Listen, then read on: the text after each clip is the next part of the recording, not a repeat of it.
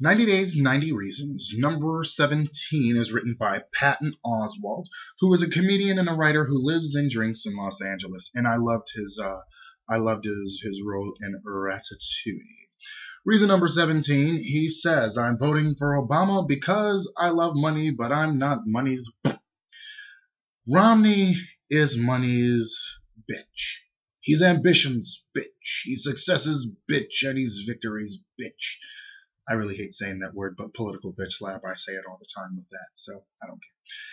And like those particular sort of pampered dogs you see in the laps of the very rich, he yaps and snaps and snarls at the everyday mutt.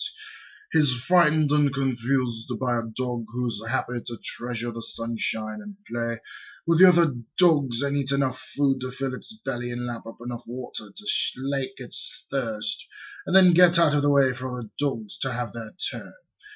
Romney's been trained since birth that not only are there no other dogs but him and his ilk, but the dogs who don't aspire to immobility on a flat lap are to be snarled at, chased away, bred out of existence.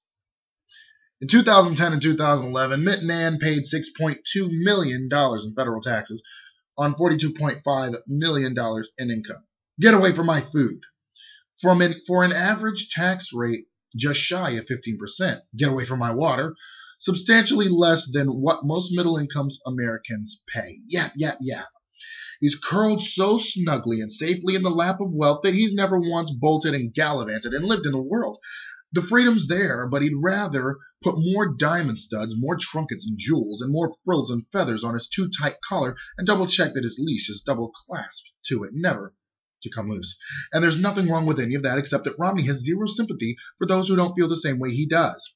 And he's infecting other people. Former friends of mine who have warped and mutated into creatures of liquid ambition, effortless greed, and zero compassion for anyone who would dare to be happy to work a job and simply value time with their friends and family, and maybe expect some reasonable amount of health care and comfort. I'm seeing too many people who should know better, who truly think that life should be an endless hunching over a food bowl chasing everyone away, without respite. Fear is the fuel, and nothing frightens me more than people who aren't fueled by fear. Nothing is wrong with being rich, though, nothing wrong with striving and bettering yourself, but there's definitely something wrong with confusing capitalism and corporatism. The latter wants to destroy the former, and that demeaning everyone else makes that same mistake.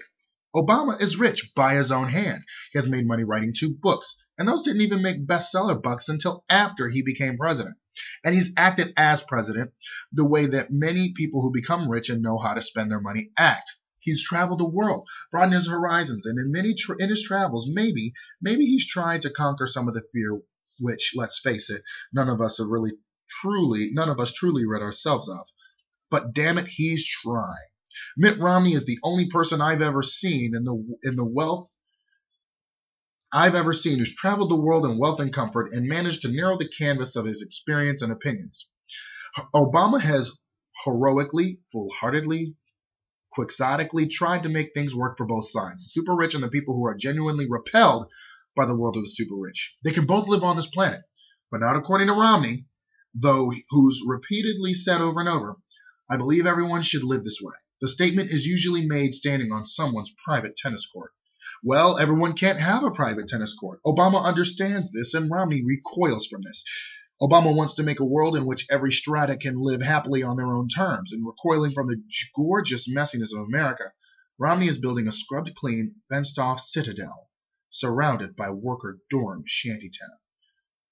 I'm voting for Obama. I'm voting for the messiness. Patton Oswalt, California.